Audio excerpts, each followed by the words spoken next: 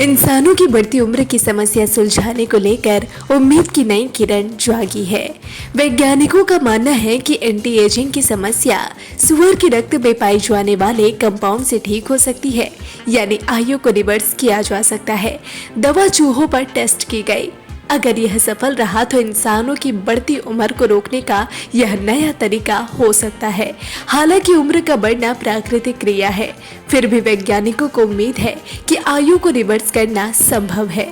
बढ़ती उम्र की समस्या को लेकर हुई यह स्टडी जर्नल न्यूरोसाइंस में प्रकाशित की गई।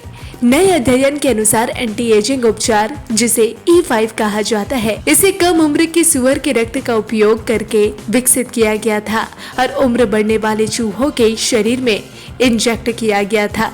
शोधकर्ताओं के मुताबिक E5 में जटिल नैनो कण और सुअरों में प्राप्त यंग प्लाज्मा शामिल है। यह चूहों की जीने की उम्र को 70% बढ़ा सकता है। वैज्ञानिकों ने दावा किया है कि अगर इंसानों में भी यही परिणाम प्राप्त होते हैं तो इसका मतलब होगा कि 80 साल के व्यक्ति की उम्र 26 साल तक उलट सकती है। स्टडी के लेखक स्टीव होरवाथ ने एक बयान में कहा कि मैं शायद ही E5 पर विश्वास करता, लेकिन इसके प्रयोग को कई लैब्स में समर्थन दिया गया है। शोध में वैज्ञानिकों ने पाया कि जब चूहे के विभिन्न ऊतकों को सुअर के रक्त उपचार के तहत रखा गया तो यह देखा गया कि रक्त, हृदय और लीवर की जैविक उम्र उलट गई थी।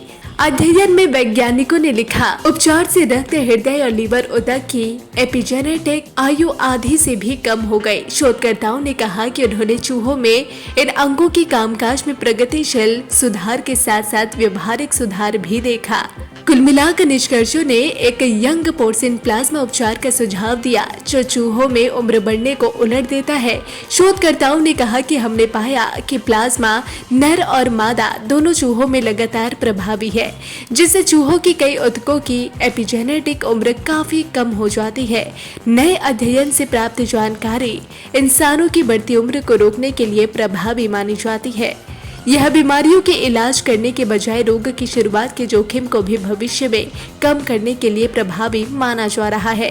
हालांकि वैज्ञानिकों ने इस बात पर भी जोर दिया कि अध्ययन में चूहों में उम्र बढ़ने के जो मार्कर देखे गए वे मनुष्यों की तुलना में पैटर्न और मूल्यों में काफी भिन्न हो सकते हैं। वैज्ञानिकों ने कहा कि जो चीज एक प्रजाति में हानिकारक हो सकती है वह दूसरी प्रजाति में महत्वहीन हो सकती है। Bureau report, digital Khabrilal.